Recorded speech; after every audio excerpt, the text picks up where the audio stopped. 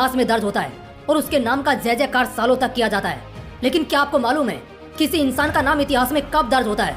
जब वो कुछ ऐसा अविश्वसनीय काम करता है जिससे लोग इंस्पायर होते हैं, लोगों के जीवन में बदलाव आता है, लोगों को जिंदगी के मायने समझ आते हैं। आज की कहानी एक ऐसे ही इंसान की है जिसने सालों से पीछे पड़ी अपनी विपरीत परिस्थितियों और जिंदगी में भरे पड़े दुखों को हराकर एक ऐसा मुकाम हासिल किया जिसने प्रूव कर दिया कि बदतर से बदतर हालातों में भी सफलता का चिराग जलाया जा सकता है। जरूरत है तो बस उन हालातों से लड़ने की। दोस्तों ये कहानी है एक कमबैक की, एक ऐसे कमबैक की जिसने कमबैक क्या होता है ये दुनिया को समझाया। ये कहानी है ब्रेंडन फ्रेजर की। जिन जिन लोगों ने ऑस्कर अवार्ड्स की खबरें पढ़ी होंगी उन्हें पता ही होगा कि ये बंदा कौन है। दोस्तों ये वही बंदा है जिसने इस साल बेस्ट एक्टर का ऑस्कर जीता। ये वही बंदा है जिसकी ऑस्कर अवार्ड लेते वक्त दी गई स्पीच ने सभी की आंखें नम कर दी। ये वही बंदा है जिसने खुद के लिए लड़कर जिंदगी की लड़ाई कैसे जीती जाती है ये सिखाया है। मगर ऑस्कर जीतने से पहले आप इन्हें पहचानते नहीं होंगे, है ना? तो अब इस तस्वीर को देखिए, कुछ याद आया? Yes, Brendon Fraser. ये वही बंदा है जिसने 1999 में आई ब्लॉकबस्टर फिल्म मम्मी में हीरो का काम किया था।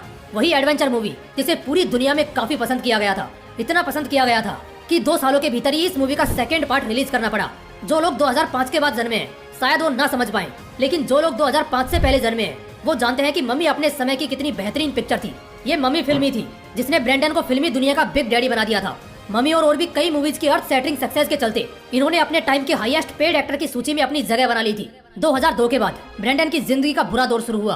पहले तो 2003 में हॉलीवुड इंडस्ट्री के बड़े बड़े लोगों ने ब्रेंडन से छेड़खानी की और उससे दिल नहीं भरा तो पिक्चरों में काम देना बंद करने का ट्राई किया। लेकिन ब्रेंडन इतने प्रतिभाशाली कलाकार थे और उनके फैन फॉलोइंग भी इतनी ज्यादा थी कि ये इंडस्ट्री को चला रहे बड़े बड़े लोग उसके करियर की रफ्तार से दौड़ती गाड़ी को रोक ना सके।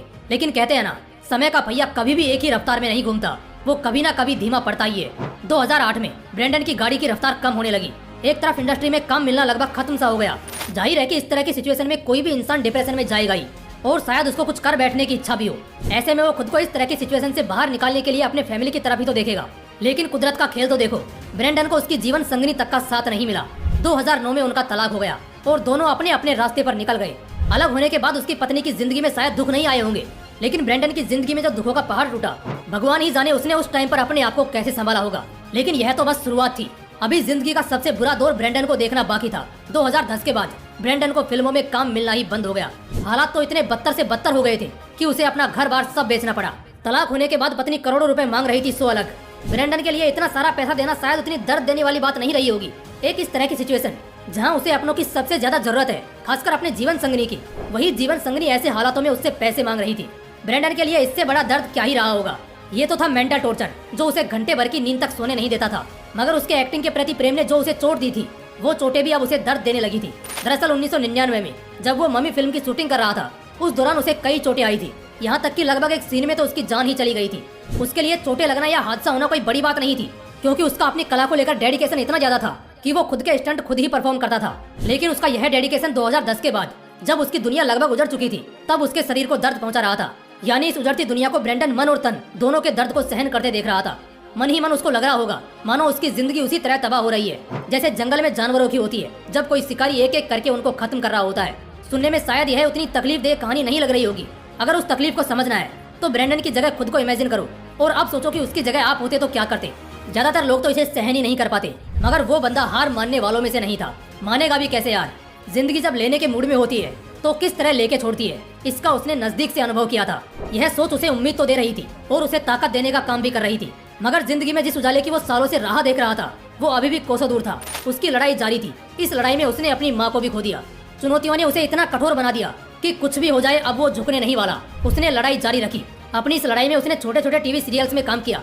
2019 में तो उसने लाइन ऑफ डिसेंट नाम की एक इंडियन फिल्म में भी काम किया।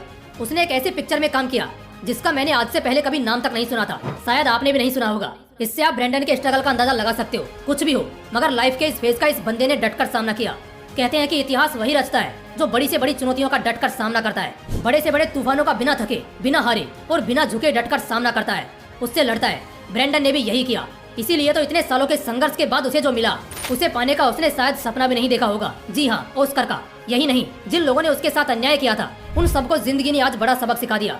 और एक बार फिर ब्रेंडन उस दौर में पहुंच चुके हैं जहां इंडस्ट्री में उनकी तारीफों के पुल बांधे जा रहे हैं और उसकी जीवन गाथा के कसीदे पड़े जा रहे हैं। इसलिए दोस्तों एक बात याद रखना, लाइफ में कितनी ही बड़ी समस्या क्यों ना आए, कितने ही सालों का स्ट्रगल क्यों ना करना पड़े, करो। इस स्ट्रगल पीरियड को श्राप नहीं वरदान समझो, क्योंकि भगवान भी ऐसा कुछ उसी के साथ करते हैं जिसमें इतिहास रचने की क्षमता होती है।